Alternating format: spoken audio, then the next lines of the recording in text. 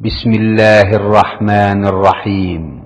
পরম করুণাময় ও অসীম দয়ালু আল্লাহর নামে শুরু। ومن أحسن قولا ممن دعا إلى الله وعمل صالحا وقال إنني من المسلمين।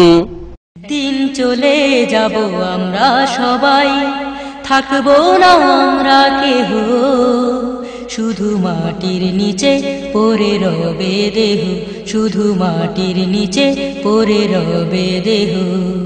একদিন চলে যাব আমরা সবাই, থাকবো না আমরা কেহ, শুধু মাটির নিচে পড়ে রবে দেহ, শুধু মাটির নিচে পড়ে রবে দেহ। আসসালামু আলাইকুম ওয়া রাহমাতুল্লাহি ওয়া বারাকাতুহু।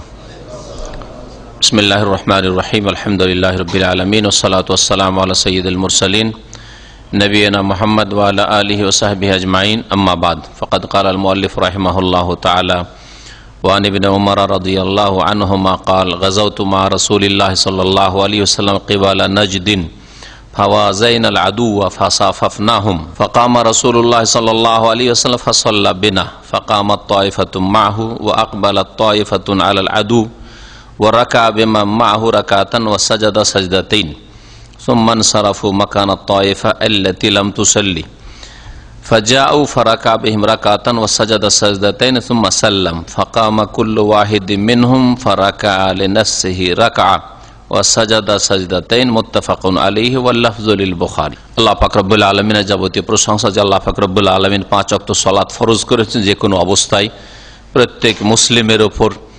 যেই ব্যক্তি পাগল নয়, যে সাবালক, তার উপর আল্লাহ পাক রব্বুল আলামিন 5 ওয়াক্ত সালাত ফরজ করেছেন।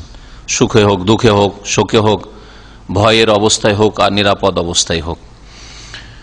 সালাত এবং সালাম নাজির পেনে মুহাম্মদ রাসূলুল্লাহ সাল্লাল্লাহু আলাইহি সাল্লামের পর যিনি রণক্ষেত্রে জিহাদের ময়দানেও সালাত কাজা করেননি, জিহাদের বাহানায় অজুহাতে সালাতে নামাজে ওয়াক্ত থেকে সময় থেকে বিলম্ব করেননি, প্রত্যেকটি নামাজ নিজ নিজ ওয়াক্তে আদায় করেছেন। আমাদের বুলুগুল মারামের দর্সের বিষয়বস্তু সালাতুল খৌফ। গত সপ্তাহে সালাতুল খৌফের ভূমিকা এবং একটি হাদিস, যে হাদিসটিতে সবচেয়ে প্রসিদ্ধ যে তরিকা সালাতুল খৌফের রয়েছে যুদ্ধের ময়দানে, তা বর্ণনা করা হয়েছে। আজকে বাকি তরিকাগুলি কয়েকটি বর্ণনা করব হাদিসগুলির আলোকে, আর এর সাথে সংশ্লিষ্ট যেসব মাসাইল রয়েছে সেগুলি যা হাদিসে আসবে এবং সেই হাদিসগুলিতে ইস্তেমবাত হতে পারে সেগুলি পেশ করার চেষ্টা করব। আব্দুল্লাহ বিন উমর রাদিয়াল্লাহু তাআলা আনহুমা থেকে বর্ণিত, তিনি বলছেন, গাযাওতু মা রাসূলিল্লাহ সাল্লাল্লাহু আলাইহি কিবালা নাজদিন। রাসূলুল্লাহ সাল্লাল্লাহু আলাইহি ওয়াসাল্লামের সাথে আমি যুদ্ধ করেছি। আল্লাহ পাকের রাস্তায় জিহাদকে গাজওয়া বলা হয়। যুদ্ধ করেছি কিবালা নাজদ, নাজদের উদ্দেশ্যে, নাজদের এলাকায়। নাজদ বলা হয় উঁচা জমিকে, আরব ভূমির উঁচা এলাকা। হেজাজের পরে, মক্কা মদিনার পরে যখন আপনি কাসিমের দিক থেকে বেরিয়ে আসবেন, 500 কিলোমিটার কাছাকাছি কাসিম শুরু হয়ে যাচ্ছে।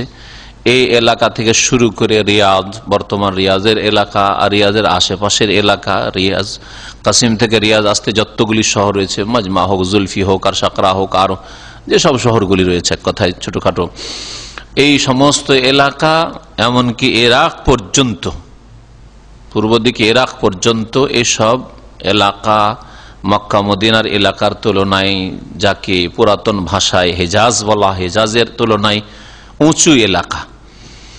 আর প্রত্যেক উঁচা এলাকাকে, উঁচা জমিনকে নাজদ বলা হয়। যেমন আমাদের দেশে উঁচা এলাকাগুলিকে বরিন্দ্র বলা হয়, হ্যাঁ, আঞ্চলিক ভাষায় বরিন্দা জমি বলা হয়। যেসব এলাকায় বানবন্যা উঠে না, গোটা এলাকা সব ডুবে গেছে, হয়তো দেশ ডুবে গেছে, কিন্তু উঁচা যেগুলো বরিন্দ্র এলাকা সেগুলো উঁচা হয়ে আছে, পানি উঠে নেই। নাজদের এলাকায় যুদ্ধ করতে আমরা এসেছিলাম রাসূলুল্লাহ সাল্লাল্লাহু আলাইহি ওয়াসাল্লামের সাথে। সেটা মদিনা থেকে পূর্ব দিকে কাসিম এলাকার কোন এক এলাকায় হবে। ফাওয়াজাইনাল আদু, আর আমরা মুখোমুখি হইলাম শত্রুর। শত্রু মানে কাফের, কোরআন হাদিসের ভাষায় শত্রু হচ্ছে কাফের। দুনিয়ার জন্য, দুনিয়ার স্বার্থের জন্য কারো সাথে দ্বন্দ্ব রয়েছে, শত্রুতা রয়েছে, সে দিন ইসলামের পরিভাষায় শত্রু নয়। ফাসাফাফনাহুম, এবং তাদের সামনে আমরা সারিবদ্ধ হইলাম, কাতার লাগাইলাম মানে সারিবদ্ধ হইলাম। দুশ্মন শত্রুর মুখোমুখি। দুশ্মন শত্রু ওই সব কাফেররা যারা বিশেষ করে ইসলামকে বরদাস্ত করতে পারে না, ইসলামের প্রচার প্রসারে বাধা সৃষ্টি করে, নিজেরাও ইসলাম কবুল করতে চায় না, আর মুসলিমদের সাথে কোনো সমঝোতায় আসতে চায় না, সন্ধিতেও আসতে চায় না। এরা বিশেষ করে শত্রু। কাফেরদের মধ্যে বেশ কিছু ধরন রয়েছে, কাফেরকে কয়েক ভাগে ভাগ করা যায়। এই বিষয়টা এর আগে আমি অনেক আলোচনাইতে বলেছি যে মানুষকে আপনি 5 ভাগে ভাগ করতে পারেন। একটা হচ্ছে মুসলিম, একটা ভাগ। প্রথম ভাগ করে দেন যদি, যে মানুষ 2 ভাগে বিভক্ত, মুসলিম আর কাফের, মুমিন আর কাফের, বিশ্বাসী আর অবিশ্বাসী, মুওয়াহিদ আল্লাহর একত্ব প্রতিষ্ঠাকারী আর মুশরিক বহুত্ববাদী। আর যারা কাফের মুশরিক, যারা আল্লাহ পাকের বিধান বিশ্বাস করে না, বিধানের বাস্তবায়ন করে না, বিধানের স্বীকৃতি দেয় না, কাফের এরা কয়েক ভাগে বিভক্ত হইতে পারে। কাফের জিম্মি হইতে পারে, কাফের মুআহাদ হইতে পারে, কাফের মুস্তামান হইতে পারে, কাফের হারবি হইতে পারে। বিশেষ করে যেই কাফের হারবি তারা হচ্ছে শত্রু। আর বাকি যে 3 শ্রেণীর কাফের এদের কথা বললাম, তাদের একদল জিম্মি, যারা মুসলিম দেশে জিজিয়া দিয়ে আত্মসমর্পণ করে এবং সেখানকার আইন কানুন মেনে চলা প্রকাশ করে, তাদের নিরাপত্তা রয়েছে, তাদের ওই রকম অধিকার রয়েছে যেমন একজন নাগরিকের বা একজন দেশের বাসিন্দার অধিকার হইতে পারে। আর তারপরে একদল হচ্ছে মুআহাদ, দেশের বাইরে আছে, মুসলিম দেশের বাইরে রয়েছে, ইসলামিক স্টেটের বাইরে রয়েছে, কিন্তু তাদের সাথে চুক্তি রয়েছে, মুআহাদ, চুক্তিতে আবদ্ধ।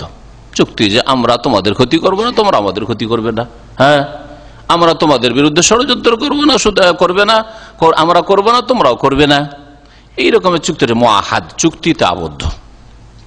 আহাদ মানে চুক্তি। আর আরেকটি দল বললাম মুস্তামান, মানে যাদেরকে নিরাপত্তা দেওয়া হয়েছে, আমন দেওয়া হয়েছে।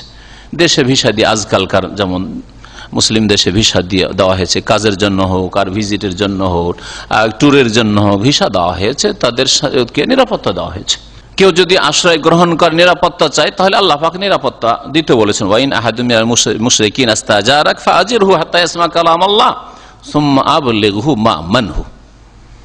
ওয়াইন আহাদুম মিনাল মুশরিকিন, যদি মুশরিকদের কেউ ইস্তাজারাক, হে নবী মুহাম্মদ সাল্লাল্লাহু আলাইহি ওয়াসাল্লাম, তোমার কাছে আশ্রয় কামনা করে, নিরাপত্তা কামনা করে, ইস্তাজারাক মানে ইস্তামানাক, তোমার কাছে নিরাপত্তা কামনা করে, ফাআজিরহু, তাকে ফাআমিনহু, তাকে নিরাপত্তা দান করে দাও, নিরাপত্তা দাও। শান্তিতে থাকতে চায়, আমাকে নিরাপত্তা দান করুন, আমার জানমালের ইজ্জত আবরুর হেফাজতের ব্যবস্থা করুন, নিরাপত্তা দেন। আপনার দেশে আমি আসতে চাই, ভিসা নিয়ে আসতে চাই, যদি আসতে চাই আর আপনার প্রয়োজন রয়েছে, অথবা আপনার অনুমতি দিলে কোনো অসুবিধা নেই, আশঙ্কা নেই, দিতে পারেন।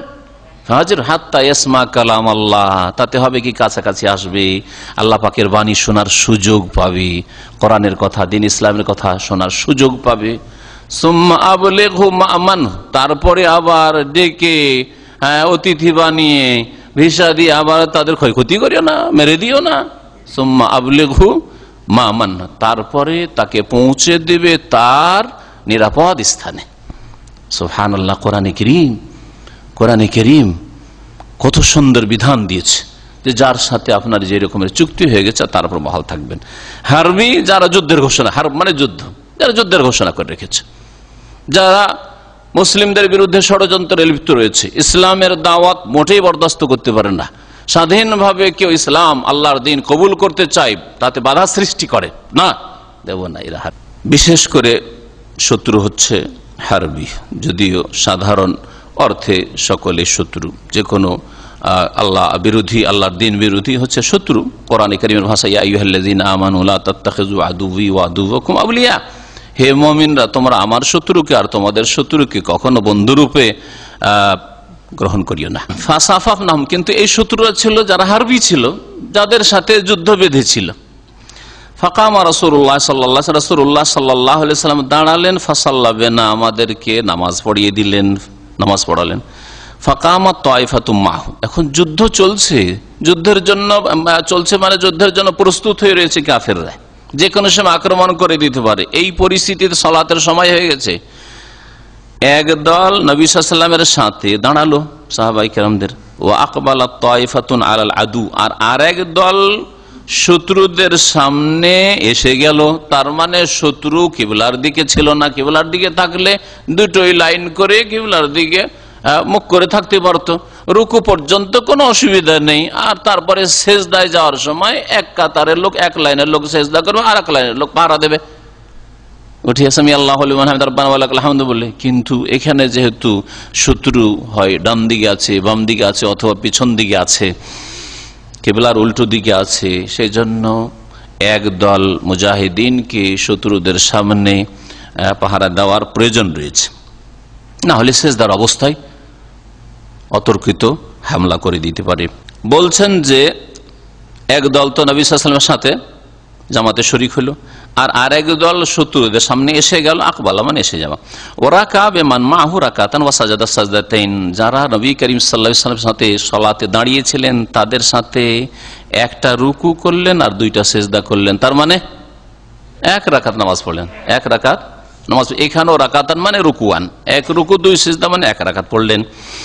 সুম্মান সারাফু মাকানা তায়েফা আল্লাতী লাম তুসাল্লি, তারপরে এই লোকেরা যারা নবী সাল্লাল্লাহু আলাইহি ওয়াসাল্লামের পিছনে এক রাকাত পড়েছিল তারা ফিরে গেল ওই দলের জায়গাতে যেই দল এখনো এক রাকাতও নামাজ পড়েনি, শত্রুদের সামনে দাঁড়িয়ে আছে পাহারা দিয়ে, বাকি এক রাকাত কিন্তু কাজা করেনি। আর আগের তরিকাতে ছিল কি, ওরা ওখানে পড়ে নিয়ে সালাম ফিরে দিয়ে নবী সাল্লাল্লাহু আলাইহি ওয়াসাল্লাম এক রাকাত পড়িয়ে দিয়ে দাঁড়িয়ে থাকলেন, ওরা আর এক রাকাত পড়ে নিয়ে দুই রাকাত পড়ে সালাম ফিরে নামাজ শেষ করে তারা চলেই গেল। পার্থক্য হইল না?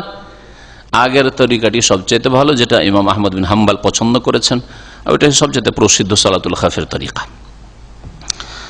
আর এতে এক রাকাত পড়ে চলে গেল দুশমনের সামনে।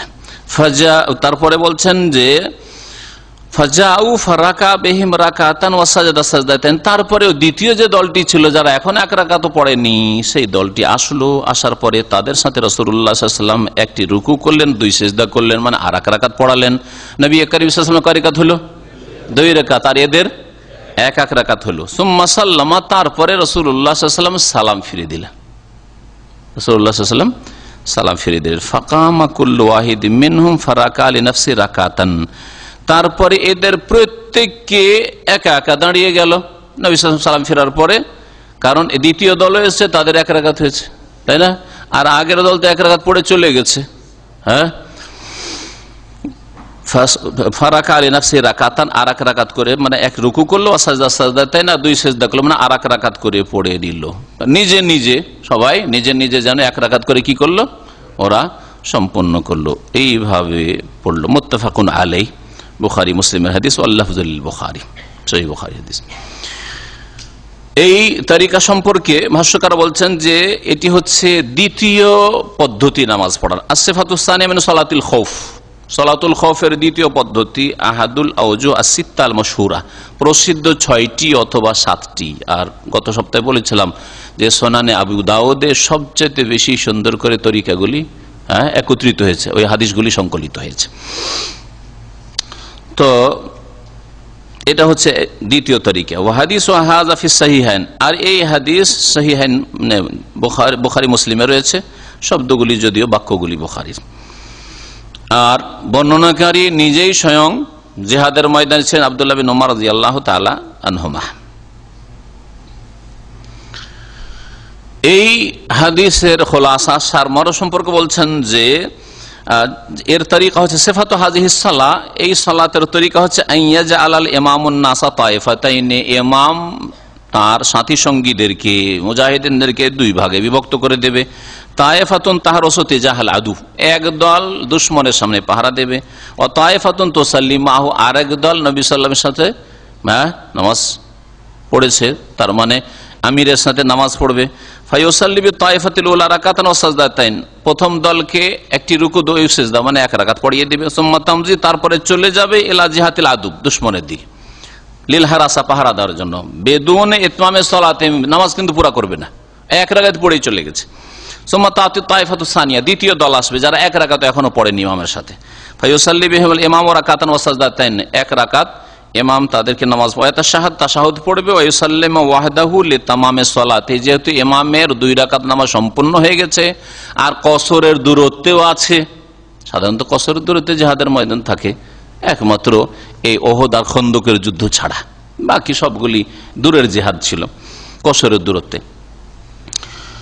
তো তাশাহুদ পড়বে আর একা সালাম ফিরে দেবে ইমাম। সুম্মা তাউদ হাযিহি তাইফা ইলা মাকানি হারাসাতিহা বিদুনি সালাম, দ্বিতীয় দলটিও সালাম ফিরবে না, আবার পাহারার জায়গায় চলে যাবে।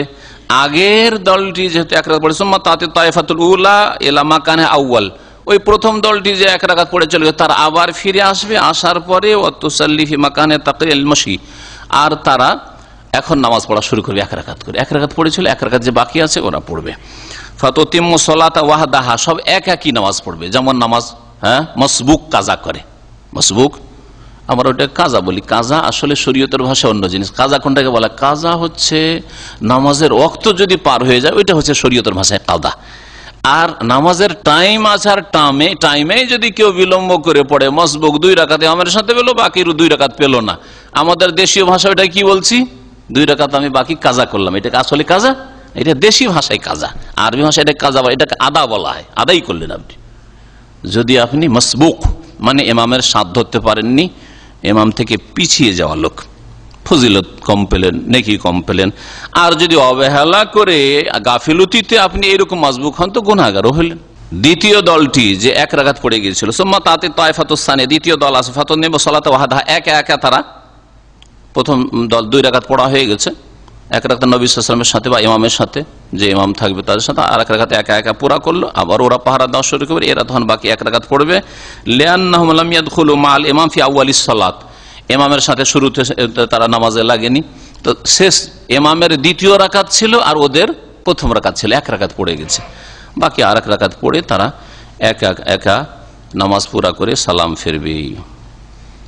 এই তরিকাতে বলছেন যে এতে হরকত, নড়া চড়া, যাওয়া আসা, এতে খুব বেশি, কাসীরা, খুব বেশি। ওয়ালাইসা ফিহা তামামুল ইক্তিদা বিল ইমাম, ইমামের সাথে পুরোপুরি ইক্তিদা, অনুসরণ হয় না। ইমাম সালাম ফিরল, এরা কিন্তু সালাম না ফিরে চলে, এক রাকাত পড়ে সালাম না ফিরে চলে গেল, ঠিক না? ফাসিফাতুল উল আফজাল মিনহা, সেই জন্য প্রথম তরিকা যেটি সালেহ বিন খাওয়াত প্রখ্যাত তাবি সাহাল বিন আবি হাতমা রাদিয়াল্লাহু তাআলা আনহু থেকে বর্ণনা করেছেন, ওইটি সবচেয়ে উত্তম।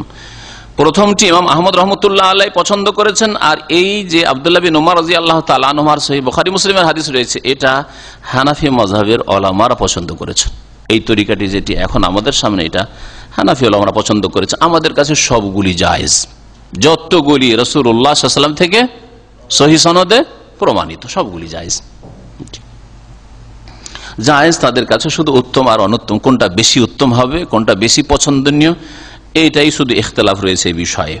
ওয়ান জাবির রাদিয়াল্লাহু আনহু قال شهدت مع رسول الله صلى الله عليه وسلم صلاة الخوف فصففنا صفين، صف خلف رسول الله صلى الله عليه وسلم والعدو بيننا وبين القبلة، فكبر النبي صلى الله عليه وسلم وكبرنا جميعا، ثم ركع وركعنا جميعا، ثم رفع راسه من الركوع ورفعنا جميعا، ثم انحدر بالسجود والصف الذي يليه، وقام الصف المؤخر في نهر العدو، فلما قضى السجود قام الصف الذي يليه فذكر الحديث. وفي رواية ثم سجد وسجد معه الصف الأول، فلما قاموا سجد الصف الثاني، ثم تأخر الصف الأول وتقدم الصف الثاني، وذكر مثله. وفي آخره ثم سلم النبي صلى الله عليه وسلم وسلمنا جميعا، رواه مسلم. ولأبي داود عن أبي عياش الزرقي مثله وزاد إنها كانت بعصفان। লম্বা হাদিস জাবের রাদিয়াল্লাহু তাআলা আনহু থেকে বর্ণিত। এটি হচ্ছে তৃতীয় তরিকা সালাতুল খাউফের, জিহাদের ময়দানে নামাজ পড়ার। আর এতে শত্রু কিবলার দিকে রয়েছে, কিবলার দিকে সামনেই শত্রু রয়েছে, তখন কেমন করে নামাজ পড়বেন? জাবের রাদিয়াল্লাহু তাআলা আনহু থেকে বর্ণিত, তিনি বলছেন শাহিদতু মা রাসূলিল্লাহ সাল্লাল্লাহু আলাইহি ওয়াসাল্লাম সালাতুল খাউফ, আমি উপস্থিত হয়েছিলাম রাসূলুল্লাহ সাল্লাল্লাহু আলাইহি ওয়াসাল্লামের সাথে সালাতুল খাউফে, ভয় ভীতির নামাজে। ফাসাফাফনা সাফাইন, আমরা 2 লাইন লাগাইলাম, 2টি কাতার লাগালাম। সাফুন খালফা রাসূলিল্লাহ, একটা কাতার, একটা লাইন ছিল রাসূলুল্লাহ সাল্লাল্লাহু আলাইহি ওয়াসাল্লামের পেছনে কাছাকাছি, আর একটি লাইন দ্বিতীয় লাইন ছিল, মানে পাশাপাশি দুই লাইন, যেমন মুসল্লিরা মসজিদে দাঁড়ায় বা যে কোনো যায় নামাজের জন্য দাঁড়ায় দুই কাতার। ওয়াল আদু ও বাইনানা বাইনাল কিবলাতে, আর দুশমন আমাদের আর কিবলার মাঝখানে ছিল, মানে কিবলার দিকে ছিল দুশমন। সুবিধা। ফাকাব্বারা নবী সাল্লাল্লাহু আলাইহি ওয়াসাল্লাম কাব্বারনা জামিয়ান, তখন নবী সাল্লাল্লাহু আলাইহি ওয়াসাল্লাম তাকবীরে তাহরিম আল্লাহু আকবার নামাজ শুরু করলেন, আমরা সকলেই তাকবীর বললাম। তাহলে দুই লাইন, মুসল্লি মুক্তাদি সকলে একসাথে তাকবীর দেবে আর নামাজ শুরু করবে ইমামের পিছনে। সুম্মা রাকা ওয়া রাকানা জামিয়ান, নবী সাল্লাল্লাহু আলাইহি ওয়াসাল্লাম রুকু করলেন, আমরা সকলেই রুকু করলাম। রুকু পর্যন্ত অসুবিধা নেই, সামনের দিক থেকে যদি আক্রমণ করে আসে তো রুকু করলো টের পাবেন, বুঝতে পারবেন যে সামনের দিক থেকে আসছে শত্রু, কাছাকাছি আসার আগে সেই সময় নামাজ ছেড়ে দেওয়া জায়েজ হবে শত্রুকে প্রতিহত করার জন্য। সুম্মা রাফা রাসাহু মিনা রুকু, তারপরে রাসূলুল্লাহ সাল্লাল্লাহু আলাইহি ওয়াসাল্লাম নিজ মাথা উঠালেন রুকু থেকে। ওয়া রাফানা জামি, আমরা মাথা উঠাইলাম। সুম্মা নাহাদারা বিসসুজুদ, তারপরে সিজদায় লুটিয়ে পড়লেন, সিজদায় ঝুঁকে পড়লেন। ওয়াসাফুল্লাযী, এখন সিজদায় যদি সবাই পড়ে যান তো মুসিবত হয়ে যেতে পারে, দুশমন আক্রমণ করতে পারে। আর সেই যুগের কাফের মুশরিকদের কমান্ডার খালিদ বিন ওয়ালিদ এই চান্স নিয়েই ছিল যে আরে আমরা শুনেছি যে মুহাম্মদ সাল্লাল্লাহু আলাইহি সাল্লাম আর তার সাথী সঙ্গী মুসলিমদের কাছে সবচেয়ে প্রিয় নামাজ রয়েছে, জীবন চলে গেল এই নামাজ ছাড়বে না, সুতরাং যেমনই তারা সিজদায় যাবে তেমনই আমরা আক্রমণ করে দেব। জোহরের নামাজটা হাতছাড়া হয়ে গেছিল, পারেনি। আসরের নামাজ তাদের কাছে সবচেয়ে প্রিয় নামাজ, তাদের সলাতুল উস্তা, এই নামাজ কখনো ছাড়বে না। সুতরাং ওরা চান্স নিয়েছিল। নবী সাল্লাল্লাহু আলাইহি ওয়াসাল্লামের কাছে খবর পৌঁছেছে যে ওরা কিন্তু আসরের নামাজে হামলা করবে, এই প্রস্তুতি নিয়ে আছে। নবী করিম সাল্লাল্লাহু আলাইহি ওয়াসাল্লামের জীবনের প্রথম সালাতুল খৌফ শুরু হয় এই যুদ্ধে। উসফান নামক এলাকা, যেটি মক্কাতুল মুকাররমা থেকে 80 কিলোমিটার দূরে। মক্কা থেকে যখন মদিনার রাস্তায় তারিকুল হিজরা বলা হয়, মদিনার যেটা হাইওয়ে, এতে আসবেন তখন 80 কিলোমিটার আসলে উসফান পড়বে। গত কয়েক মাস আগে, 2-3 মাস আগেই ছিলাম জেদ্দায়, যে প্রোগ্রাম 2 দিন আমার ছিল তাতে একটা বক্তব্য আমার উসফানে হয়েছে। এই উসফানে প্রথম সালাতুল খৌফের বিধান নাজিল হয়। বলছেন যে নবী করিম সাল্লাল্লাহু আলাইহি ওয়াসাল্লাম সিজদায় ঝুঁকে গেলেন, ওয়াসাফুল্লাযী ইয়ালি, আর ওই কাতারের লোক সিজদায় পড়লেন যেই কাতারটা নবী সাল্লাল্লাহু আলাইহি ওয়াসাল্লামের কাছাকাছি ছিল, মানে প্রথম কাতারের লোক। ওয়া কামা সাফুল মুআখার ফি নাহরিল আদু, আর পেছনের কাতারের লোকগুলি দুশমনের সামনে দাঁড়িয়ে থাকলো, পাহারা দিতে থাকবে, রুকু থেকে উঠে দাঁড়িয়ে থাকবে কিবলামুখী, সামনে দুশমন আছে। আর আমাদের দিনী ভাইরা, মুসলিম ভাইরা সামনে প্রথম কাতারে সিজদা করছে, এদের উপর যাতে করে হামলা না হয় প্রস্তুত হয়ে আছে। অস্ত্র, অস্ত্র শরীরে নিয়ে থাকবে, অস্ত্র হাতে নিয়ে থাকবে, এই অবস্থায় নামাজ পড়বে, শরীরে বর্ম থাকবে, এইভাবে নামাজ আদায় করবে। ফালাম্মা কাজা সুজুদ, যখন সেজদা সম্পূর্ণ হলো, কামা সাফুল্লাযী ইয়ালি, ওই কাতারের লোকগুলো দাঁড়িয়ে গেল যেটা নবী করিম সাল্লাল্লাহু আলাইহি সাল্লামের সাথেই ছিল, সংলগ্ন ছিল, মানে প্রথম কাতারের নাম। ফাযাকার আল হাদিস, মানে ইখতাসার আল হাদিস, হাদিসটাকে সংক্ষেপ করে দিল। তো তারপরে বলছেন আর একটা বর্ণনায় যেহেতু অতিরিক্ত কিছু কথা রয়েছে আর সেটা দিয়ে আসল বিষয়টা কমপ্লিট হবে তরিকাটা, বলছেন সুম্মা সাজাদা ওয়া সাজাদা মাহু সাফুল আউয়াল। এই হাদিসে রয়েছে নবী সাল্লাল্লাহু আলাইহি ওয়াসাল্লাম সিজদা পড়লেন আর প্রথম কাতার লোক সিজদা করলেন। ফালাম্মা কামো, যখন এরা দাঁড়িয়ে গেল, সাজাদা সাফুস সানি, দ্বিতীয় কাতারের লোক এখন সিজদায় গেল। প্রথম লাইন দাঁড়িয়ে এখন সিজদা করার পরে আর দ্বিতীয় লাইনের লোকেরা সিজদায় পড়লো। সুম্মা তাআখারা সাফুল আউয়াল, তারপরে যাতে করে ন্যায় নীতি অবলম্বন করা হয় আর প্রথম কাতারের লোকই শুধু ফজিলত নিয়ে গেল এইটা না হয়, এই জন্য প্রথম কাতারের লোকগুলি পিছন দিকে দ্বিতীয় কাতারে চলে আসলো। এক রাকাত নবী সাল্লাল্লাহু আলাইহি ওয়াসাল্লামের পাশাপাশি পড়লে দ্বিতীয় রাকাত পিছনে চলে আসো তোমরা, এরাকে এখন আগের কাতারে আসতে দাও। বলছেন সুম্মা তাআখারা সাফুল আউয়াল, প্রথম কাতারের লোকেরা পেছনে চলে আসলো। ওয়া তাকাদ্দামা সাফুস সানি, দ্বিতীয় কাতারের লোকেরা আগে বেড়ে গেল। ওয়া যাকারা মিসলাহু, এইভাবে বর্ণনা করেছেন।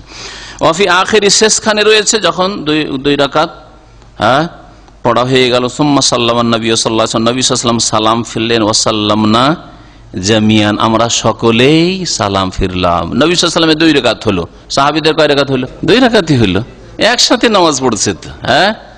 শুধু সিজদায় যাওয়ার সময় আগে আর পরে করে, আগের কাতার আগে পরের কাতার পরে, এইভাবে। রাহ মুসলিম, হাদিস সহিহ মুসলিমের। অলি আবু দাউদ আবু আইয়াস জোরাকি থেকে এইরকমই বর্ণনা করা হয়েছে। আর ওতে অতিরিক্ত একটা বাক্য রয়েছে, তাতে বর্ণনা করা হয়েছে যে এই ঘটনাটি কোথাকার ছিল। ওয়াজাদা ইন্নাহা কানাত বিউসফান, এই ঘটনাটি ঘটেছিল এই সালাতুল খৌফের উসফান নামক স্থানে। আর এটা ছিল ষষ্ঠ হিজরির ঘটনা। ষষ্ঠ হিজরিতে কি হয়েছিল? নবী সাল্লাল্লাহু আলাইহি সাল্লামের হিজরতের পরে প্রত্যেক বছরে কিছু না কিছু একটা বড় কিছু ঘটেছে। হ্যাঁ, বিশেষ করে জিহাদগুলি দ্বিতীয় হিজরি থেকে শুরু হয়ে, দ্বিতীয় হিজরিতে বদর হইল, তাই না? তৃতীয় হিজরিতে উহুদের যুদ্ধ, হ্যাঁ, চতুর্থ হিজরিতে এমন কিছু ঘটেনি। তবে কাফেররা যখন ক্ষয়ক্ষতি করতে পারলো উহুদে মুসলিমদের, তখন তাদের সাহসটা বেড়ে গেল। সাহস যখন বেড়ে গেল, আবু সুফিয়ান তখন রাদিয়াল্লাহু আনহু কুফরি অবস্থায় ছিল, খালিদ বিন ওয়ালিদ কুফরি অবস্থায়, আবু সুফিয়ান নেতৃত্ব দিচ্ছিল, আর প্রধান সেনাপতি খালিদ বিন ওয়ালিদ। এরা ঘোষণা করে গেল, হ্যাঁ, ইয়াউমুন বিয়াউমিন, তোমাদের প্রতিশোধ নিতে পেরেছি, কিন্তু জায়গা যেহেতু পরিবর্তন, বদরে প্রতিশোধ নিতে পারেন, আগামী বছর বদরে প্রতিশোধ নেব। হ্যাঁ, এটাকে বলা হয় এই জন্য আল বদরু সানিয়া, গাজওয়ায়ে বদর আর সানিয়া, দ্বিতীয় বদরে আসবো। কিন্তু তারা প্রথম যে সাহসটা করেছিল, পরে আল্লাহ পাক তাদের অন্তরে ভীতি সঞ্চারিত করে দিয়েছিলেন, যার ফলে সেটা হয়নি। এটাকে বলা হয় বদরে সানিয়া। পঞ্চম হিজরিতে গাজওয়াতুল আহজাব, যেটা খন্দকের যুদ্ধ বলা হয়, পরীক্ষা খনন করা হয়েছিল, এই জন্য গাজওয়ায়ে খান্দাক বলা হয়। আর আহজাব মানে বিভিন্ন দল, সমস্ত আরব মুশরিক দলগুলি উঠে পড়ে এসেছিল যে এবার সবকে শেষ করে যাব, কিছু রাখবো না মুসলিমদের মদিনায়। তো এই জন্য এটাকে গাজওয়াতুল আহজাব, এই মর্মে সূরা আহজাব নাজিল হয়েছে, এবং সূরা আহজাবে এর দৃশ্য কিছু তুলে ধরা হয়েছে। আর তারপরে ষষ্ঠ হিজরিতে হুদাইবিয়ার সন্ধি, সুলহ হুদাইবিয়ার সন্ধি ষষ্ঠ হিজরিতে। এই হুদাইবিয়ার সফর যখন এই উসফানে পৌঁছে, ওখান থেকে তখন নবী করিম সাল্লাল্লাহু আলাইহি ওয়াসাল্লাম রাস্তা বদলে দিয়ে হুদাইবিয়ায় পৌঁছে গেলেন। যে কাফেররা যেহেতু টের পেয়ে গেছে যে আমরা চলে এসেছি, আমরা রাস্তা পরিবর্তন করি, হুদাইবিয়া গিয়ে পৌঁছলেন, ওখানে গিয়ে বাধাপ্রাপ্ত হয়ে গেলেন। আর হুদাইবিয়া থেকে আগে বাড়তেই দিল না কাফেররা। হুদাইবিয়ার সন্ধি হলো, ফিরে আসলেন, আগামী বছর ওমরা করবে, এবার আমাদের জিদ পুরা করবো, যেতে দেব না মুসলিমদেরকে, মক্কায় ঢুকতে দেব না। সপ্তম হিজরিতে ওমরাতুল কাজা হলো, যেহেতু চুক্তি হলো, তো ওমরাতুল কাজায় গেলেন, চুক্তির ভিত্তিতে ওমরা করতে গেলেন, একটা ঘটনা। আর সপ্তম হিজরিতে খাইবারের যুদ্ধ হয়েছে, জি, গাজওয়ে খাইবার, হ্যাঁ জি। অষ্টম হিজরিতে কি হলো? ফতেহ মক্কা বিজয় হলো। আর তারপরে পরেই কি হলো? হুনাইনের যুদ্ধ ওই সফরেই হইলো। আর তারপরে তায়েফ, এগুলো হইলো, গাজওয়ে তায়েফ। আর তারপরে নবম হিজরিতে, মক্কা বিজয়ের আগে না পরে? মক্কা বিজয়ের পরে হইল, জি হ্যাঁ। দশম হিজরিতে হাজ্জাতুল ওয়াদা, বিদায় হজ হইল। দেখলেন যে এইভাবে যদি মুখস্থ না রাখতে পারেন, তো আপনি ইসলাম নবীর জীবনীর কতরে জানেন না, কমপক্ষে মোটা মোটা কথাগুলি, হ্যাঁ, হেডলাইন গুলি তো জানা থাকতে হবে। এগুলো হচ্ছে হেডলাইন। তো বলছেন যে গাজওয়াত উসফান সানাতা সিত, এই উসফানের যুদ্ধ বা যুদ্ধের পরিস্থিতি যে তৈরি, সামনে শত্রু চলে এসছে, এটা ছিল ষষ্ঠ হিজরিতে। কানান নবী সাল্লাল্লাহু আলাইহি ওয়াসাল্লাম মাহু আসহাবুহু, নবী সাল্লাল্লাহু আলাইহি ওয়াসাল্লাম এবং তার সাথে তার সাহাবায়ে মুহরে মিনাফি উমরাতুল হুদাইবিয়া, ইহরামের অবস্থায় ছিলেন, যুদ্ধ করার জন্য যাননি। আসলে যুদ্ধ করার জন্য যাননি, যুদ্ধের পরিস্থিতি তৈরি হয়ে গেছে, সামনে দুশমন চলে এসছে, এরকমটা হয়েছে।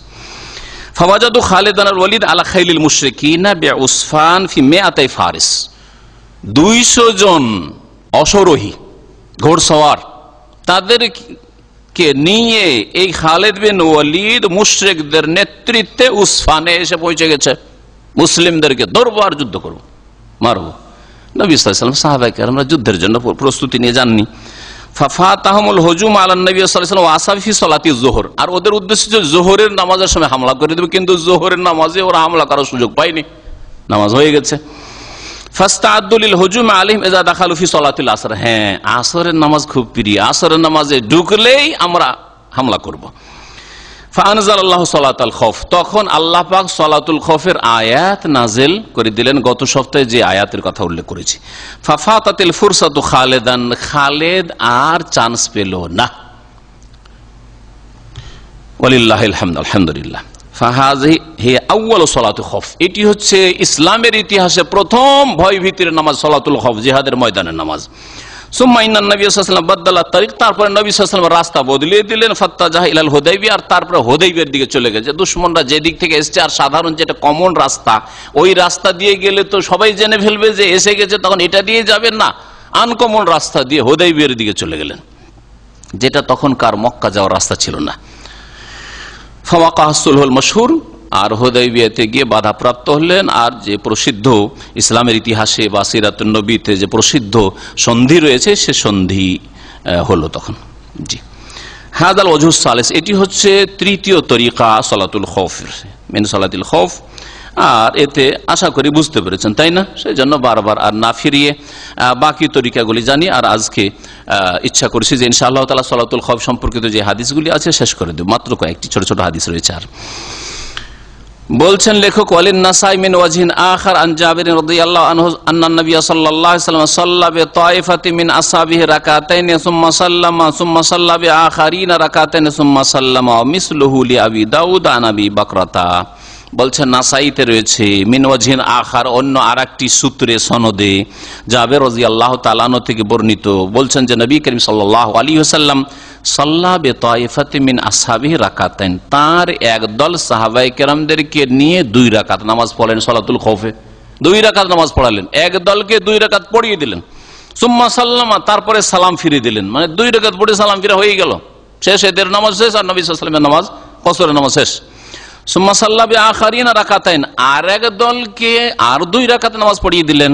সুম্মা সাল্লামা, তারপরে সালাম ফিরলেন। তরিকা সহজ, তাই না? তাহলে মুক্তাদিদের 2 রাকাত কসরের নামাজ হলো, নবী করিম সাল্লাল্লাহু আলাইহি সাল্লামের 2 রাকাত পড়ে সালাম ফিরলেন, আবার 2 রাকাত পড়ে সালাম ফিরলেন, 4 রাকাত হলো। কি পুরা নামাজ হলো না ডবল নামাজ হলো? 2 বার নামাজ পড়লেন, ডবল নামাজ পড়লেন। ডবল নামাজ যদি কোনো মুসল্লি পড়ে, তো শরীয়তের বিধান হচ্ছে প্রথম নামাজটি হবে ফরজ আর দ্বিতীয় নামাজটি হবে নফল। জি, যেমন মুআয ইবনে জাবাল রাদিয়াল্লাহু তাআলা নবী করিম সাল্লাল্লাহু আলাইহি ওয়াসাল্লামের পেছনে সহিহ বুখারীর হাদিস রয়েছে, এশার নামাজ পড়তেন, প্রথমটি হয়তো তার ফরজ, আর তারপরে তার গোত্রের মসজিদে গিয়ে তার গোত্রের লোকেরা ধরলো যে আপনি আমাদের মধ্যে বেশি আলেম আর জ্ঞানী গুণী মানুষ, কোরআনের পণ্ডিত, দ্বীনের পণ্ডিত, আপনার আর ইমামতিতে আমরা নামাজ পড়বো। তখন তিনি বলেন, আমি এই 1000 গুণ ফজিলত আর রাসূলুল্লাহ সাল্লাল্লাহু আলাইহি ওয়াসাল্লামের সোহবত আর রাসূলুল্লাহ সাল্লাল্লাহু আলাইহি ওয়াসাল্লামের পেছনে নামাজ পড়া, এই ফজিলত আমি ছাড়বো না। যদি একান্ত পড়তেই হয় আমার পেছনে নামাজ, তো অপেক্ষা করো, আমি মসজিদ নববী থেকে নামাজ পড়ে আসি, তারপরে তোমাদেরকে এসা নামাজ পড়াবো। তো প্রথম নামাজটি মুআয ইবনে জাবালের কি হইতো? ফরজ হইতো, আর দ্বিতীয়টিতে নফল তার হইতো। নফলের পিছনে মুক্তাদিরা কি পড়তেন? হ্যাঁ, ফরজ পড়তেন। তাহলে নফলের পিছনে ফরজ পড়া জায়েজের একটি দলিল মুআয ইবনে জাবালের ঘটনা, আর একটি দলিল স্বয়ং আমল রাসূলুল্লাহ সাল্লাল্লাহু আলাইহি ওয়াসাল্লামের এই হাদিস, যে রাসূলুল্লাহ সাল্লাল্লাহু আলাইহি ওয়াসাল্লাম এক দলকে 2 রাকাত পড়িয়ে দেন, ফরজ আদায় হলো, তারপরে দ্বিতীয়বারে নফল পড়ছেন, আর মুক্তাদি দ্বিতীয় দল ফরজ নামাজ পড়ছে। সুতরাং ইক্তেদাউল মুফতারিজ বিল মুতানাফিল, নফল আদায়কারীর পেছনে ফরজের ইক্তেদা করা জায়েজ বা শরীয়ত সম্মত, এতে কোনো অসুবিধা নেই। কিন্তু মযহাবধারীরা অনেকে এই হুকুমটি মানে না, আর তারা বিভিন্ন রকমের এই যে তাওয়িল আর এই সেই করে, যে নিয়তে পার্থক্য হয়ে গেল। নিয়তে পার্থক্য হলে কোনো যায় আসে না, যেখানে আমাদের কাছে শরীয়তে দলিল রয়েছে, দলিল রয়েছে। জি, অমিসলহুলি আবি দাউদ, আর এই রকমই আবু দাউদ, এই তরিকাটি আবু দাউদেও রয়েছে, সুনানে আবি দাউদে, কিন্তু সাহাবীর নাম হচ্ছে আলাদা, বর্ণনাকারী হচ্ছেন আবু বকর রাদিয়াল্লাহু তাআলা আনহু। জি, এটাও ঘটনা জাতুর রেকার ছিল। এর আগে জাতুর রেকার প্রথম হাদিসটি ছিল, হ্যাঁ, জাতুর রেকার। তাহলে জাতুর রেকা আর প্রথম তরিকা আলাদা, এই তরিকা আলাদা। এই তরিকাতে 2 রাকাত করে নবী সাল্লাল্লাহু আলাইহি ওয়াসাল্লাম নামাজ পড়িয়ে দিয়েছেন, তাই না? আর ওতে কিন্তু এরকম নাই। হ্যাঁ, ঠিক না? তাহলে একই এই জিহাদের ময়দানে 2 রকম তরিকার নামাজ কেমন করে সমন্বয় করবেন? সমন্বয় হচ্ছে যে সেই জিহাদের ময়দানে একাধিক নামাজ পড়েছেন, এক ফরজে ওই তরিকায় পড়া হয়েছে, প্রথম তরিকা যেটি গত সপ্তাহে আলোচিত হয়েছে, আর আরেক নামাজের সময় এইভাবে পড়িয়েছেন। আর যেসব তরিকায় নবী করিম সাল্লাল্লাহু আলাইহি ওয়াসাল্লাম পড়েছেন, সেই সব তরিকার যে কোনো তরিকা আপনি ইখতিয়ার করতে পারেন, অবলম্বন করতে পারেন।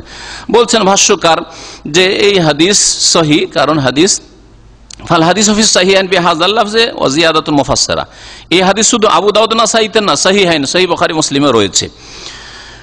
তাতে রয়েছে জাবের রাদিয়াল্লাহু তাআলা বর্ণিত কাল কুন্না মান নবী সাল্লাল্লাহু আলাইহি ওয়াসাল্লাম জাতির রেকা, আমরা নবী সাল্লাল্লাহু আলাইহি ওয়াসাল্লাম জাতুর রেকায় ছিলাম। ওয়া উকিমাতিস সালাতু, আর নামাজের ইকামত হয়ে গেল। ফাসাল্লা বিতাইফাতিন রাকাতাইন, এক দলকে 2 রাকাত পড়িয়ে দিলেন। সুম্মা তাআখারু, তারপরে তারা পেছনে চলে গেল। ওয়াসাল্লা বিতাইফাতিল উখরা রাকাতাইন, আর এক দলকে 2 রাকাত পড়িয়ে দিলেন। ফাকালানিন নবী আরবা, নবী করিম সাল্লাল্লাহু আলাইহি ওয়াসাল্লামের 4 রাকাত হয়। ওয়ালিল কওমি রাকাতানি, আর নবী সাল্লাল্লাহু আলাইহি ওয়াসাল্লামের সাথী সঙ্গীরা 2 রাকাত করে পড়েছে। মুত্তাফাকুন আলাইহি, বুখারী মুসলিমের হাদিস। হাযা হুয়াল ওয়াজহুর রাবি, এটা হচ্ছে চতুর্থ তরিকা। যে তরিকাগুলি বুলুগুল মারামে আলোচনা হইল সেগুলির মধ্যে চতুর্থ তরিকা। আর নবী সাল্লাল্লাহু আলাইহি ওয়াসাল্লাম এটা জাতুর রেকাতে পড়েছেন। নবী সাল্লাল্লাহু আলাইহি ওয়াসাল্লাম পড়েছেন সুম্মা ফাকানা লিন-নবী 4 রাকাত বিসালামাইন, নবী সাল্লাল্লাহু আলাইহি ওয়াসাল্লাম 4 রাকাত পড়েছেন 2 সালামে। আর ওয়ালিল কওমি রাকাতান, আর তার মুক্তাদিরা সাহাবীরা 2 রাকাত পড়েছেন। এতেও নামাজ কসর, পুরো নামাজ নয় কিন্তু। as-সালাতু মাকসুরা ওয়ালাকিন লিন-নবী সাল্লাল্লাহু আলাইহি ওয়াসাল্লাম আল-উলা ফারদান, নবী সাল্লাল্লাহু আলাইহি ওয়াসাল্লাম প্রথমটি ছিল ফরজ, সুম্মা আদাহা নাফলান, আর তারপরে দ্বিতীয়টা ছিল নফল। জি, এইভাবে নবী সাল্লাল্লাহু আলাইহি ওয়াসাল্লাম নামাজ পড়েছেন সালাতুল খাউফের। তারপরে দেখুন ওয়ান হুযায়ফা রাদিয়াল্লাহু আনহু আন্না নবী সাল্লাল্লাহু আলাইহি ওয়াসাল্লাম সাল্লা সালাতাল খাউফ বিহাউলাই রাকাতান ওয়া বিহাউলাই রাকাতান ওয়া লাম ইয়াকদু। হুযায়ফা রাদিয়াল্লাহু তাআলা আনহু থেকে বর্ণিত, তিনি বলছেন যে নবী করিম সাল্লাল্লাহু আলাইহি ওয়াসাল্লাম সালাতুল খাউফের সালাত আদায় করলেন বিহাউলাই রাকাতান, এই দলকে নিয়ে 1 রাকাত, ওয়া বিহাউলাই রাকাতান, আর এক দলকে নিয়ে 1 রাকাত, মানে 1 রাকাত করে নামাজ পড়লেন। এক দলকে 1 রাকাত, আর এক দলকে 1 রাকাত।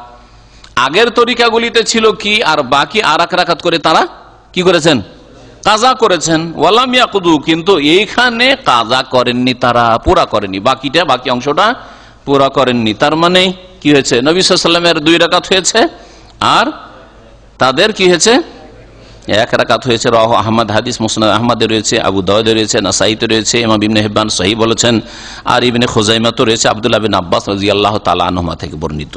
জি, হাদিস হচ্ছে সহিহ।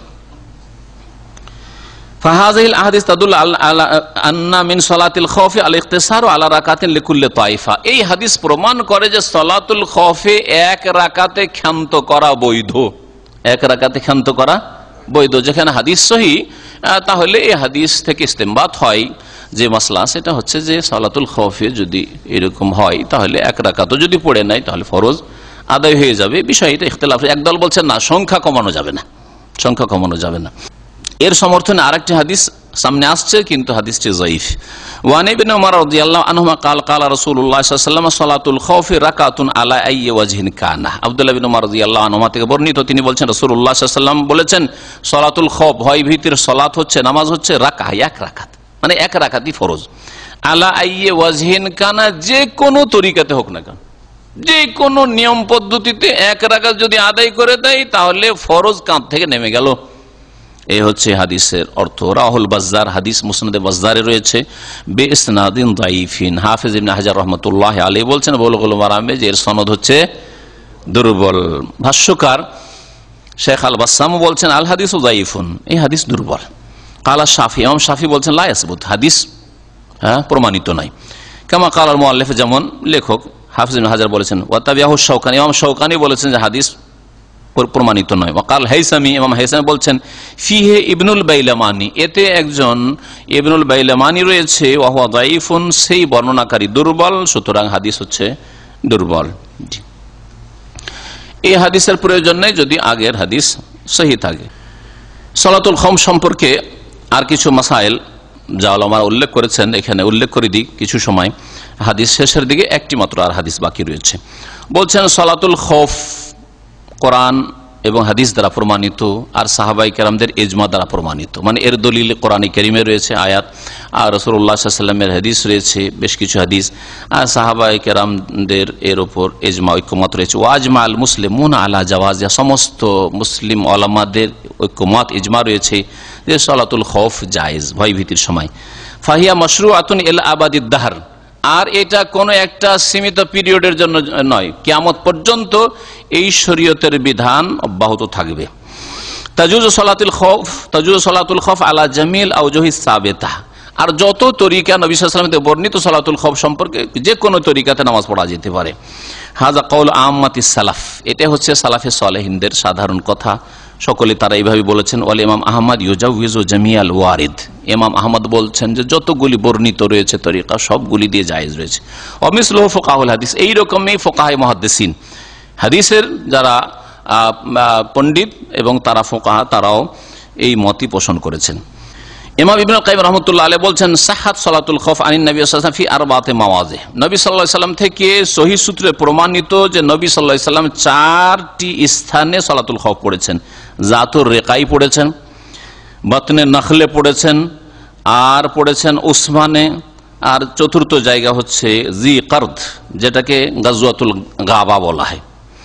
এই 4টি জায়গায় নবী করিম সাল্লাল্লাহু আলাইহি ওয়াসাল্লাম থেকে সালাতুল খৌফ পড়া প্রমাণিত। এর মধ্যে প্রথম সালাতুল খৌফের বিধান নাজিল হয় কোথায়? উসফানে, জি, মক্কার কাছাকাছি। আর একটি তরিকা শুনে নেন, যখন যুদ্ধ কোন রকম বন্ধ হচ্ছে না, চলতে আছে, জোহরের সময় সুযোগ পায় যুদ্ধ চলতে আছে, আসরের সময় চলে যাচ্ছে যুদ্ধ চলতে আছে, মাগরিব হয়ে যাবে মনে হচ্ছে যুদ্ধই বন্ধ হবে না, তাহলে কি করবেন? এতগুলি যে তরিকা আসলে সবগুলিতে দুশ্মন হয় পেছনে আছে, ডানে আছে, বামে আছে, না হয় কিবলার দিকে সামনে আছে, তাই না? কিন্তু এখনো যুদ্ধ শুরু হয়নি, আশঙ্কা আছে যে আক্রমণ করে দিতে পারে, কিন্তু যুদ্ধ চলছে, অস্ত্র চলছে, ওই অবস্থায় কি করবেন? এই বিষয়ে আল্লাহ মুবারক রাহমাতুল্লাহ আলাইহি বলছেন আম্মা ইযা তালাহামাল ফারিকান, দুই দল যখন একেবারে যুদ্ধে লিপ্ত, ওয়া উতরিকাতিল বানাদিক ওয়াল মাদাফি, আর যখন অস্ত্র শস্ত্র চলতে আছে, গোলা বর্ষণ হতে আছে, যত অস্ত্রের ব্যবহার হয়ে থাকে, সমস্ত অস্ত্র উপর থেকে নিচে থেকে সমস্ত রকমের অস্ত্র ব্যবহার হচ্ছে, এই সময় ফালাইসা ইযাকা সূরাতুন মাখসুসা লিসালাতিল খৌফ, তখন বিশেষ কোন পদ্ধতি সালাতুল খৌফের নেই, যার জন্য যেমন ভাবে সালাত আদায় করা সম্ভব তেমন ভাবে আদায় করবে। বাল ইউসাল্লুহা কাইফা শাউ, যেমন ভাবে পারবে তেমন ভাবে নামাজ পড়ে নেবে।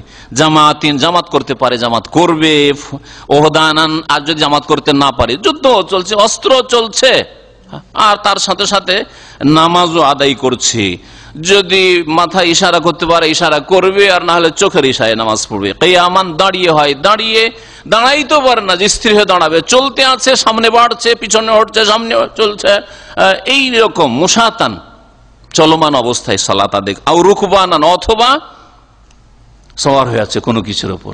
তখনকার যুগে ঘোড়ার উপর সওয়ার হয়ে আছে, উটের পিঠে সওয়ার হয়ে আছে, এখনকার যুগে যে কোনো কিছু, প্লেনে সওয়ার হয়ে আছে, যুদ্ধ জাহাজে অথবা শিপে আছে, না হয় আর কিছু ট্যাঙ্কে, যা কিছুতে থাক না কেন, যে কোনো অবস্থায় থাক, সালাত আদায় করতে হবে। তাহলে সালাতের কত গুরুত্ব চিন্তা করেন। কিন্তু আজকালকার মুসলিমদের কাছে ঘুমের সামনে, ফজরের মিষ্টি ঘুমের সামনে সালাতের তেমন কোনো মূল্য নেই। তারপরে কি আর ইমান ইসলাম থাকতে পারে? তারপরে কি আর মুনাফিকি মুক্ত হইতে পারে? আর তারপরে কি আযাবে ইলাহি দূর হইতে পারে? তারপরে কি মুসলিম উম্মতের বালা মুসিবত দূর হইতে পারে? আর তারপরে কাফেরদের গোলামির যে মালা পরে আছে মুসলিম উম্মাহ, এই মালা কি খুলে ফেলতে পারে? থাকতেই হবে, গোলামি করতে হবে কাফেরদের। যদি এই নামাজের হেফাজত না করে, যে নামাজের হেফাজত রাসূলুল্লাহ সাল্লাল্লাহু আলাইহি ওয়াসাল্লাম এইরকম পরিস্থিতিতে জিহাদের ময়দানে করেছেন, আর দ্বীন ইসলামের বিধান হচ্ছে যে কোনো অবস্থায় নামাজ পড়ে যতক্ষণ পর্যন্ত আপনার হুঁশ আছে, তাহলে আপনি চিন্তা করুন, এমনকি টাইম পার করা যাবে না, যে অসুবিধা নেই, যুদ্ধটা সেরে নি, আর রাত্রে গিয়ে তো যুদ্ধ বন্ধ হবে, জোহর আসর মাগরিব এশা একসাথে 4 ওয়াক্ত পড়ে নেব। আর আমাদের দেশের এক শ্রেণীর মানুষরা হাটে যায়, হাট করে আসে, জোহর গেল, আসর গেল, মাগরিব গেছে, এশা গেছে, রাত 9টা 10টায় হাঁটতে গিয়েছে, আর তাও কুরবানির গরু কিনতে গেছে, নেকি সওয়াবের কাজে গেছে, কুরবানির খাসি কিনতে গেছে। এই মৌসুমে কোরবানি কাছে আসছে, হ্যাঁ, কোরবানির গরু আর খাসি কিনতে গেছে, আর আসার পরে ভদ্রলোক জোহর আসর মাগরিব এশা এত কিসের নামাজ? ভাই আজকে গেছিলাম গরু কিনতে কুরবানি, আর নামাজ পড়ার টাইম পাইনি। লা হাওলা ওয়ালা কুওয়াতা ইল্লা বিল্লাহ। হয় জাহেল আর না হলে মুনাফিক, দুটোর একটা, মূর্খ, দিন জানে না, আর না হলে জেনে শুনে যদি এরকম করে তো অবশ্যই তার অন্তরে নেফাক রয়েছে। আমি কিছু অফিসারদেরকে চিনি দেশের, তারা 5 ওয়াক্ত নামাজ পড়ে, কিন্তু বুঝি অফিসে নামাজ পড়বো, পরিবেশ নেই নামাজ পড়ার, ইমান দুর্বল, পরিবেশ লাগে নাকি নামাজ পড়ার জন্য। যুদ্ধের ময়দানে পরিবেশ আছে, রাসূলুল্লাহ সাল্লাল্লাহু আলাইহি ওয়াসাল্লামের সাহাবায়ে কেরামদের, এদের অফিসে যেহেতু হিন্দুদের পাশে আসে অথবা খ্রিস্টানদের ইহুদিদের পাশে একসাথে অফিস করছে, সেজন্য ওখানে পরিবেশ নেই নামাজ পড়ার। আউযুবিল্লাহ, পরিবেশ নেই। আর স্টেশন, রেল স্টেশন আবার পরিবেশ আছে নামাজ পড়ার, এইরকম ধারণা। আর বাস স্ট্যান্ডে কেমন করে নামাজ পড়বো, আর এয়ারপোর্টে কেমন করে নামাজ পড়বো, প্লেনে কেমন করে নামাজ পড়বো, এইরকম যদি চিন্তাধারা থাকে তো নামাজ আবার কিসের? নামাজে যেমন পরিস্থিতি লাগে, জেহাদের ময়দানে নামাজ পড়ছেন আর আপনার এই পরিস্থিতি হয় না, এই সব জায়গায় নামাজ পড়তে পারেন না অফিসে? আমি সেই অফিসারদের অনেককে দেখেছি রাতে অনেক লম্বা নামাজ পড়ছে। আমাদের এশার নামাজ পড়া হয়ে গেছে, ছাত্র জীবনে দেখতাম এরকম কিছু অফিসারদেরকে। জোহর পড়লো, আসর, মাগরিব, এশা, এত লম্বা নামাজ। আমি কি রে, এখনই তাহাজ্জুদ পড়ছে রাত 10টায় নাকি? রাত 10টাতে 9টায় তাহাজ্জুদ পড়ছে নাকি? আর মসজিদ আবার তাহাজ্জুদ। জিজ্ঞেস করলাম কি ব্যাপার, নামাজ কিসের এত লম্বা নামাজ পড়ছেন? বলছে আমি অফিস করি আর অফিসে জোহরও পড়তে পারি না, আসরও পড়তে পারি না, মাগরিব এশা সব একটা না, একসাথে 4 ওয়াক্ত একসাথে। নামাজ কবুল হবে নাকি? কখন নামাজ কবুল হবে? ভারত খুব বড় দেশ, ট্রেনে সফর করে কলকাতা থেকে, বা যদি আসাম থেকে বিশেষ করে শুরু করে বোম্বাই সফর করে তো 60 ঘন্টার সফর, 60 ঘন্টা। অধিকাংশ মুসলিম যারা নামাজিও মাদ্রাসার ছাত্র, তাদের সম্পর্কে এইরকম জানি যে এরা এই 2 দিন 3 দিন 50 ঘন্টা 60 ঘন্টার ট্রেনে সফর করে নামাজ পড়ে না, নামাজ পড়ে না। করে কি না, বিরল আপনাকে নামাজি পাবেন, আপনি ট্রেনে এই লম্বা জার্নিতে নামাজ পড়বে এরকম লোক পাবেন, নামাজ পড়ে না। কি করে আসার পরে মাদ্রাসা এসে মাদ্রাসার ছাত্র ওই প্রত্যেক জোহরের সাথে ডবল জোহর, ওই অমরি কাজা, বিদাতিদের অমরি কাজার মতো ডবল জোহর, ডবল আসর, ডবল 2 দিন ধরে ওর চলছে। কিসের এত নামাজ? বলছে যে ওই যে রাস্তাতে আসলাম 50 ঘন্টা 40 ঘন্টা আমি কলকাতা থেকে অথবা আসাম গুয়াহাটি থেকে দিল্লি সফর করে আসলাম, নামাজ একক তো বড়ি নাই, তো সব নামাজ ডবল নামাজ পড়ছে। নামাজ কবুল হবে? খেল তামাশা, কখনো নামাজ কবুল হবে না। ওই জাহেল মূর্খ, দিন ইসলাম আর নামাজের বিধিবিধান জানে না, জামাতের গুরুত্ব জানে না, আর না হইলে অন্তরে নেফাক রয়েছে, ইমানের কমজোরি রয়েছে। আল্লাহ যেন হিদায়াত দান করেন। এইরকমই বলছেন যে মিসলু আল খায়েফ আল হারিব মিন আদু, ধরেন বিপর্যয়, হেরে যাচ্ছেন জিহাদের ময়দানে আর পলাতক অবস্থা, পালাচ্ছেন, জান নিয়ে পালাতে হচ্ছে, কোন রকম বাঁচা, নিজেকে বাঁচতে হবে, পালাচ্ছেন আর নামাজে রক্ত চলে যাচ্ছে, কি করবেন? ওই পালাইতে বাড়িতে নামাজ পড়তে হবে। বলছেন যে যেই ব্যক্তি ভয়ে ভীত, আল হারিব মিন আদু, আর দুশমনের ভয়ে পালাচ্ছে, অথবা এইরকম আরেকটি মাসলা রয়েছে যে কেউ আরাফার দিন এমন ভিড়ে পড়েছে আরাফার মাঠে ঢুকতে পারে না, বা আসছে যে কোন রকম করে আরাফাটা ধরেনি, আশেপাশের লোক এরকম হজ করে, মক্কার লোক হজ করে, এরকম জেদ্দার লোক, তাইফের লোক, আশেপাশের লোকগুলি অনেকে এরকম হজ করে, আগেও করেছে, এখনো হয়তো করে।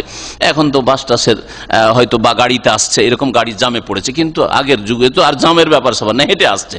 কিন্তু এখন দেখছে যদি আমি নামাজ পড়ি তাহলে সূর্য ডুবে যাবে, বা সূর্য ডুবলেও তো আরাফার ওয়াজিব টাইম শেষ হয়ে যায়, কিন্তু তারপর তার চলবে। সূর্য ডুবিয়ে দিয়ে বেরোতে, সূর্য ডুবানো ওয়াজিব, দিনে থাকেন অথবা রাতে থাকেন, সহি বিধান। রাতেও যদি থাকেন না, ও দেখতে পাচ্ছে যে আমি কোন রকম করে আরাফায় যেতে যেতে যদি আমি এখানে রাস্তায় নামাজ পড়ি, এশার নামাজ পড়ি, তাহলে কি হবে? ফজর হয়ে যাবে। আর ফজর হয়ে গেলে আরাফায় অবস্থানের কমের পক্ষে যেটুকু টাইমের প্রয়োজন ছিল যে 1 2 মিনিট কমপক্ষে আরাফাতে ঢুকে যাও ফজর আগে, সেটাও পাবো না, তাহলে হজ হলো না। আল হাজ্জ আরাফা, আল হাজ্জ আরাফা, হজ হচ্ছে আরাফার নাম। তো এইরকম যদি পরিস্থিতি থাকে, এগুলি হচ্ছে কেমন এমার্জেন্সি অবস্থা, তাই না? যা আমাকে এত কষ্ট করে এসছি আর এই 10 মিনিট 5 মিনিটের জন্য হজটা পাবো না, এইরকমও যদি থাকে তাহলে কি করতে হবে? হাঁটতে থাকুক, আরাফার উদ্দেশ্যে হাঁটছে, দৌড় দিচ্ছে, নামাজ পড়ছে। দুশ্মন থেকে জান বাঁচাবার জন্য পালাচ্ছে আর নামাজ পড়ছে, এইরকম নামাজ আদায় করতে। ফাইন্দ বলছেন যে এইভাবে কালা শেখ ইজালাম ইয়াবকা মিন ওয়াক্তিল ওকুফ ইল্লা মিকদারা যিহাবিহি, শুধু এতটুকু টাইম আছে যে কোন রকম এই টাইমটা কন্টিনিউ যদি চলতে থাকে, দৌড়তে থাকে, আরাফায় গিয়ে ঢুকতে পারবে। ফাইন্না ইউসাল্লিহা সালাতা খায়েফিন, তাহলে সালাতুল খাউফের মতো হাঁটবে, দৌড়বে আর নামাজ পড়বে। ও হমাসিন, হাঁটতে হাঁটতে নামাজ পড়বে। আর রাকিবিন, অথবা বাহনে চড়ে আছে আর ওই অবস্থায় নামাজ পড়বে। আল্লাহ পাক রব্বুল আলামিন সালাতুল খাউফের অবস্থায় অস্ত্র নামিয়ে রাখতে, শরীর থেকে সরিয়ে রাখতে নিষেধ করেছেন। আল্লাহ বলছেন ওয়ালিয়াখুযু আসলিহাতাহুম। ওই আয়াত, সালাতুল খাউফের আয়াতের একটা অংশ হচ্ছে যে তারা যেন নিজের আসলেহা, অস্ত্র শস্ত্রগুলি নিজে ধারণ করে থাকে, আপনার হাতে নাগালে থাকে, হাতে থাকে, শরীরে থাকে, হ্যাঁ, যে কোনো সময় আপনি নিয়ে প্রস্তুত হইতে পারবেন, 1 মিনিটও লাগবে না, 10-20 সেকেন্ডের মধ্যে আপনি প্রস্তুত করে দিতে পারবেন। এইরকম প্রস্তুতি নিয়ে জিহাদের ময়দানের সালাত আদায় করতে হবে। ইখতিলাফ ফি হুকমে হামলিস সালাহ ফি সালাতুল খৌফ, সালাতুল খৌফে অস্ত্র ধারণ করে থাকতে হবে, এটা ওয়াজিব না মুস্তাহাব, এই বিষয়ে ইখতিলাফ থাকলে ওয়ার রাজ আন্না হাযা রাজিন ইলা হালিল খৌফ, আপনার অবস্থাটা দেখতে হবে। যদি দেখা যায় যে না আক্রমণ হওয়ার সম্ভাবনাই বেশি, তাহলে তখন অস্ত্র নিয়ে প্রস্তুত থাকা ওয়াজিব, কারণ মুসলিম আর ইসলামের হেফাজত করা ওয়াজিব, ফরজ। আর যদি দেখা যায় যে না এত সম্ভাবনা নেই, হয়তো 10% সম্ভাবনা আছে, 90% সম্ভাবনা নাই, তাহলে তখন অস্ত্র আপনি নামিয়ে রেখে নামাজ পড়তে পারেন, কিন্তু উত্তম হচ্ছে অস্ত্র রাখার সাথে। শেষ হাদিস সালাতুল খৌফের। ওয়ান ইবনে উমর রাদিয়াল্লাহু আনহুমা মারফুআন লাইসা ফি সালাতিল খৌফি সাহউন, আব্দুল্লাহ বিন উমর রাদিয়াল্লাহু তাআলা আনহুমা থেকে বর্ণিত মারফু, মানে নবী করিম সাল্লাল্লাহু আলাইহি সাল্লাম বলেছেন, কি বলছেন? লাইসা ফি সালাতিল খৌফি সাহউন, সালাতুল খৌফে সহ সিজদা নেই, সালাতুল খৌফে সহ সিজদা নেই। ভ্রম হইলে, ভুল হইলে, ওয়াজিব ছুটে গেলে সালাতুল সহ সিজদা কিসে লাগে? হ্যাঁ, মাদ্রাসায় পড়েছে, আমাদের এই ভাইকে জিজ্ঞেস করছি, বলতে পারবেন? ওয়াজিব ছুটে গেলে, আর ব্যাস। হ্যাঁ হ্যাঁ, 3টি ক্ষেত্রে লাগে, 3টি ক্ষেত্রে সহ সিজদা লাগে। বলেন, কে বলতে পারেন?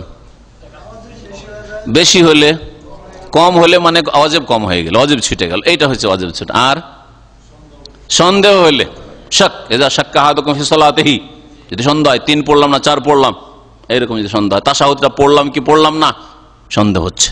সালাতুল খৌফে সহ সিজদা নেই। আখরাজাহু দারকুতনি, হাদিসটি ইমাম দারকুতনি সংকলন করেছেন বিইসনাদিন যায়িফিন, কিন্তু সনদ হচ্ছে যায়িফ, দুর্বল, হাদিস হচ্ছে যায়িফ।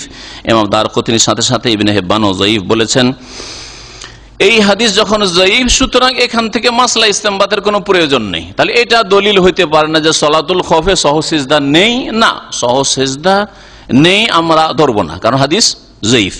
কিছু কিছু ওলামারা বলছেন যে যেহেতু সহ সিজদার চাইতে গুরুত্বপূর্ণ বিষয়গুলি সালাতুল খৌফে মাফ আছে, ডিসকাউন্ট আছে। হ্যাঁ, 2 রাকাত কমপক্ষে কসরে, সেখানে 1 রাকাতের বৈধতার যখন সহিহ হাদিস রয়েছে, তারপরে রুকনের ক্ষেত্রেও ছাড় রয়েছে, অনেক রুকন ছুটে যাচ্ছে, তারপরেও হ্যাঁ, রুকন হচ্ছে দাঁড়ানো, দাঁড়াতে পারছেন না, হ্যাঁ, এইরকম বিভিন্ন রুকন ছুটে যাচ্ছে, ইতমিনান ইত্যাদি, তারপরে আরো যে সব জিনিস রয়েছে অনেক কিছু ছুটে যাচ্ছে। সুতরাং সহ সিজদা যদি ছেড়েও দেয়, সহ হয়েছে, হয়তো ভুল হয়েছে আর বা সন্দেহ হয়েছে, কিন্তু সহ সিজদা যদি না করে তবে কোনো অসুবিধা নাই। কিন্তু যদি সহ সিজদা করায় কোনো অসুবিধা না থাকে, দুশ্মনের আশঙ্কা হামলার না থাকে, তাহলে সহ সিজদা। সাধারণ নামাজে যেমন সহ সিজদা রয়েছে, তেমনি সালাতুল খৌফে সহ সিজদা রয়েছে। এখান থেকে আমরা এই মাসলা ইস্তেমবাত করব যে সহ সিজদা রয়েছে, কারণ আমাদের সামনে যে হাদিস রয়েছে যে সহ সিজদা সালাতুল খৌফে নেই, সেই হাদিসটা আমাদের কাছে যায়িফ, সহিহ নয়। আল্লাহু আ'লাম ওয়া সাল্লাল্লাহু আলা নবিয়িনা মুহাম্মদ ওয়া আলা আলিহি ওয়া সাহবিহি আজমাইন।